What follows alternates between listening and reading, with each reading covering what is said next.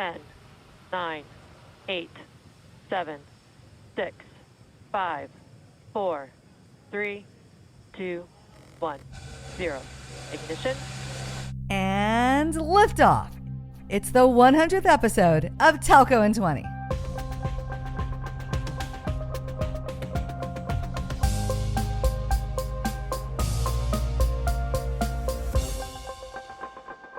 Remember when I first started this podcast back in 2020? I had a vision for telco to move the industry to the public cloud. I guess that's because I think I'm the Elon Musk of telco. I believe in the next 20 years, telco is going to radically change, and everything we know about the software that runs the telco industry is going to move to the public cloud. Okay, I just compared myself to Elon Musk again, but by now, you know I am that bold. It was a radical idea that everyone said would never work in a bajillion years.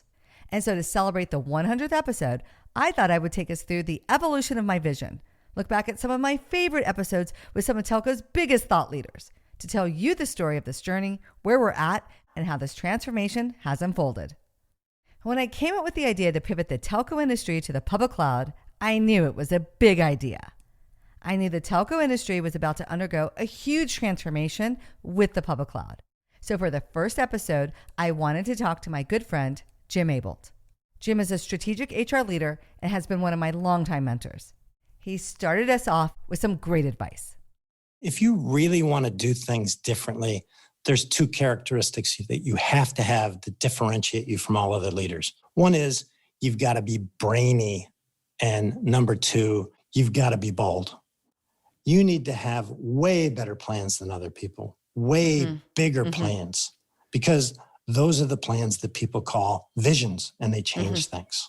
Big leaders, they don't care if everybody thinks they're wrong. The most famous executive of the 1990s was Jack Welch at GE. I was always struck by how he didn't fear criticism or opposition. In fact, he seemed to love it.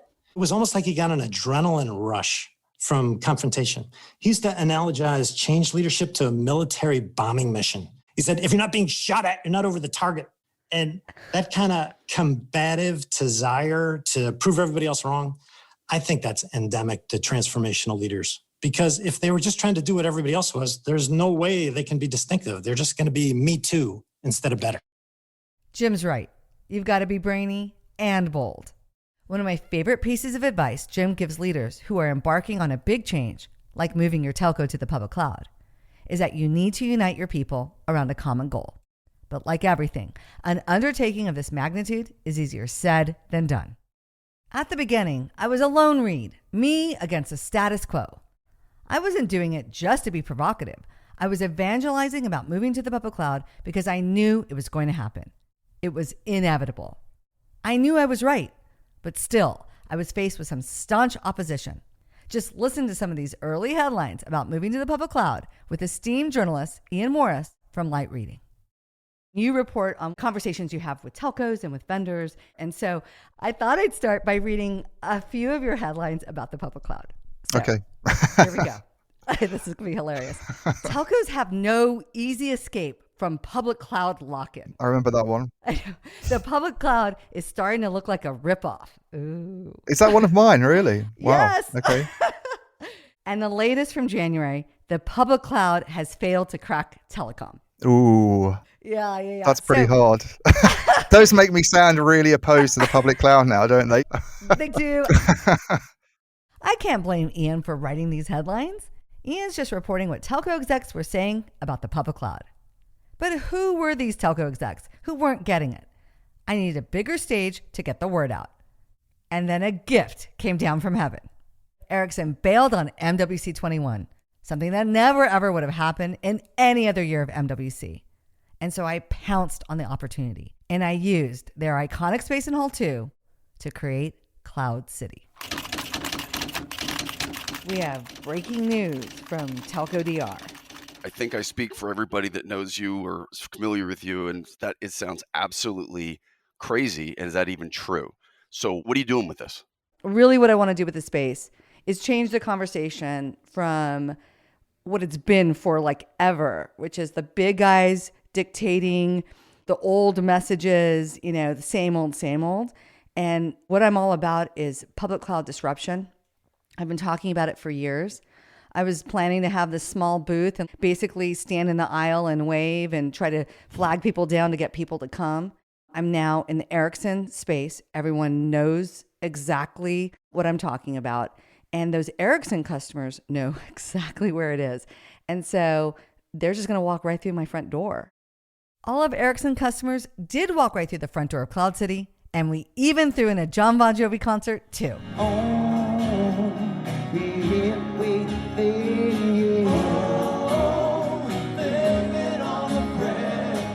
Are you kidding me? It was epic. Big mistake, Ericsson. Huge. Cloud City served notice that the public cloud was coming to telco. I also had the chance to give a keynote on the big stage called The Paradox of the Public Cloud. And I used the opportunity to outline both sides of the public cloud argument. Some people have been saying that the public cloud is still a ways off. Your own people may be telling you that. I know vendors are telling you that. But the public cloud is here now. That means you, as leaders of our industry, need to figure out what you're going to do about it today. The public cloud is both a massive threat and a massive win for telco. You have to balance both of these things in your head. You can't just listen to one side. For example, the Dish deal with AWS announced to the telco world that the public cloud is not some theoretical decision you need to make years from now. It's something you need to think about today.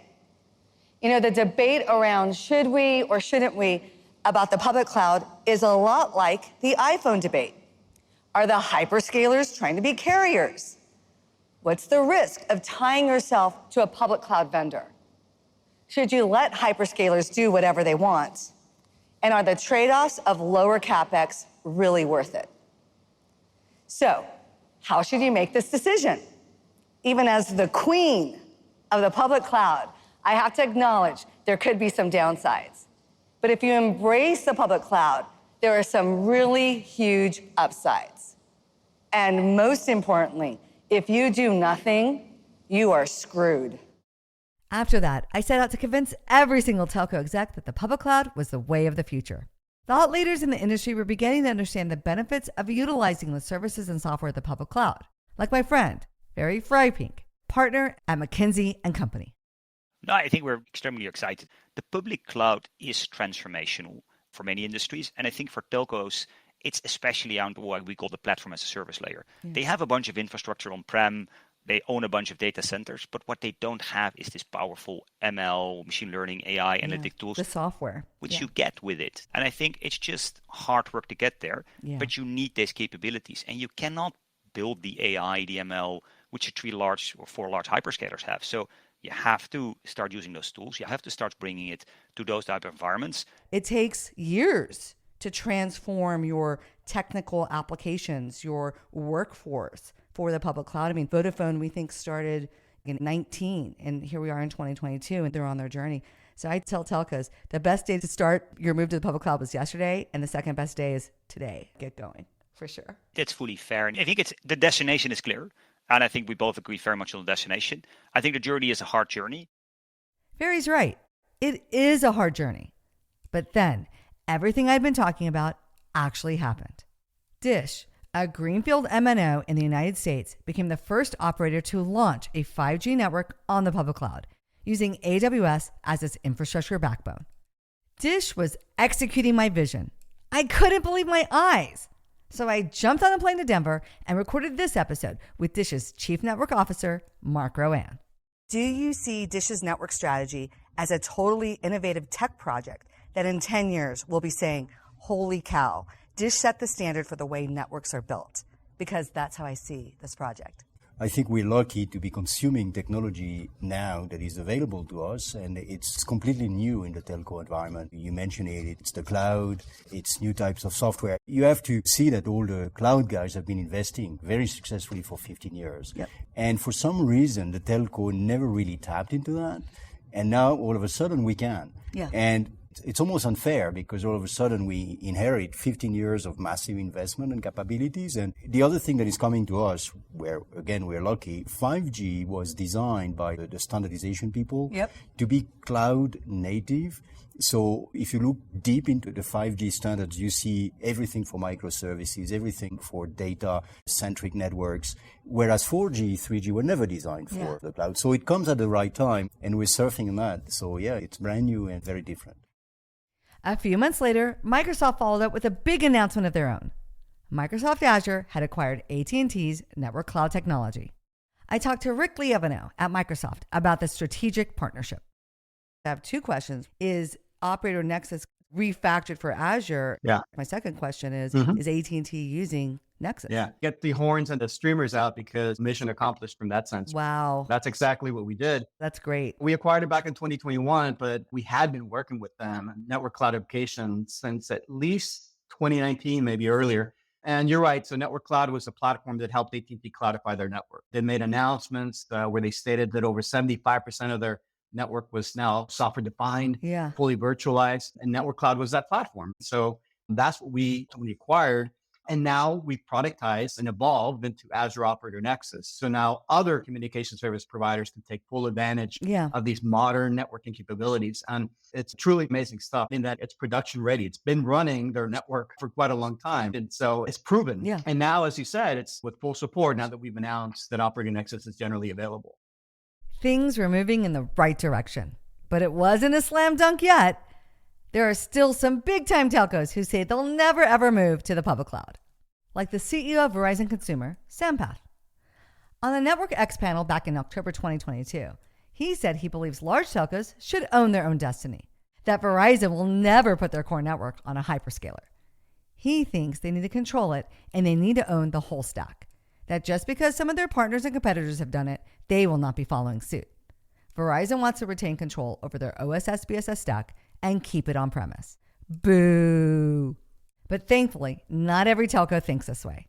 I talked to Brian Butler at Alianza, and I asked him if he's seen the shift in telco.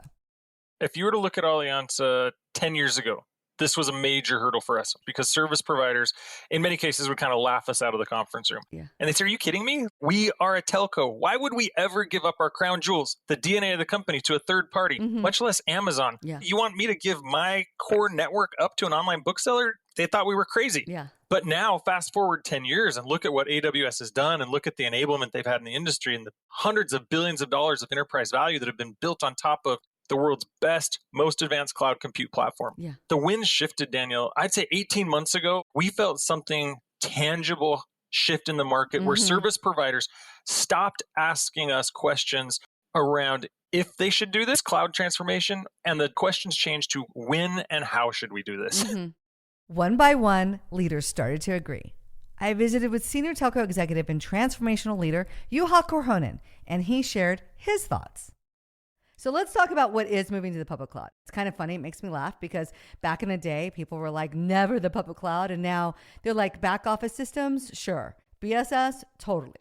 And so I think a little bit more controversial is network workloads, parts of the network that are moving to the cloud. And so what's the general consensus out there about moving network workloads to the public cloud?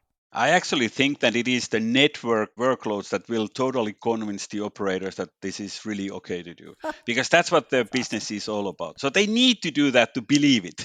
Yeah. And I think what kind of totally made me believe that they are starting to see the light was what happened between AT&T and Microsoft in 2021 when AT&T sold their 5G cloud team to Microsoft and Microsoft started to operate it for them. Yeah. So that was a realization, at least for 5G core and so forth, that this is really okay to do, and also admittance that they need a hyperscaler with them to do this. That's a better way of doing that than trying to do it themselves. Meanwhile, the hyperscalers were getting better and telcos were opening up to the public cloud. But remember how I said all the software of the telco industry needed to be rewritten for the public cloud? Well, I took on this challenge personally with my company, Totogi. Our first product was Totogi's Charging as a Service, a 100% born in the public cloud online charging SaaS platform, complete with AI. Some people call me crazy to put charging 100% in the public cloud. But then the civil war in Sudan, with the largest humanitarian crisis on the planet, had an event that took out all the data centers of Zain. And overnight, a tier 1 telco with 23 million subscribers needed a public cloud charger and quick. Sending people to a place like Sudan is very difficult. It's a hazard, right? I mean, they're in the middle of a war, but not with Totogi. We're totally in the public cloud. We just need to connect the network, which takes days. Compared to an incumbent legacy vendor, a system like this to implement would take at least 6 months, usually more than a year. They had been worrying about this potential situation. And so we had a plan, but it was literally on a piece of paper. Okay. The connectivity was cut in early February, and they were like, okay, there's only one person, one Let's vendor in the go. whole world that Who could can do this? And it's Totogi. They have no revenue, plus the humanitarian crisis. Of course. They're like, you don't understand how important it is to restore our services to our subscribers. And so I said, I don't know if I can do it in 2 weeks, but we'll try. And we did it in 18 days. We learned a lot, but it was really helping the people of Sudan. We're so proud that it's so much more than just a technology implementation or a fast technology implementation or a public cloud implementation. It's that we're helping the people of Sudan to be able to communicate with their loved ones, to get money for food. The impact is so much greater than just a technology piece. 2024 has really been a big year for the public cloud and telco. Just this past May, O2 Telefonica Germany sent shockwaves through the industry by going all in on the public cloud. This isn't some small fry operator. This isn't a greenfield telco like Dish. This is a brownfield tier 1 telco with over 45 million subscribers in a major market, making a massive bet on the public cloud. Over the past 4 years, what started as no way, no how, never in a bajillion years, has come all the way to the point where tier 1 telcos like Dish, AT&T, Telefonica, Japan's NTT Docomo, and Etisalat are moving their networks to the public cloud. And that's because we have the next mega trend on our doorstep, generative AI. If you weren't already moving to the public cloud, AI is now forcing your hand and making you move to the public cloud for the compute, the scale, the chips, and the software. I think back to MWC21 and Cloud City, and it was like I had a crystal ball. The more you embrace the public cloud, the bigger the benefits there are for you. The potential is massive. There are two sides to the public cloud, but one side is clearly better. The public cloud is awesome. I know what I would do if I were you. I'd run to the public cloud. Now it's your turn to decide. There really is only one choice. I'm not done yet. There's still work to do. It's go time. Let's do it.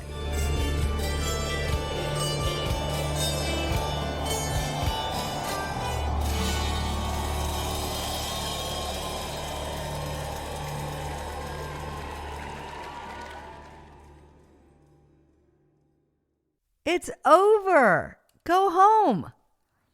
But since you stayed, we have some fun bloopers from the years of producing Telco in 20. They're probably only funny to me, but we thought these were hilarious. Please enjoy. I'm Danielle. Nope, I'm DR. Today I'm excited to chat with... We're starting all over. That's where Totogi comes in. That's a lot of R's. I can't talk today. God, why can't I talk? The great thing about BSS Magic is you don't even have to swap. Fuck me. God damn it. Fuck. Blah, blah, blah. You can implement usage monitoring and... Why can I not say it? I'm like drunk. I'm monitoring you. Oh my God, we're never going to get this done. Hasta later, nerds. It's later, nerds in Spanish. You got to leave that in the podcast. Later, nerds. Nailed it. On the 100th time.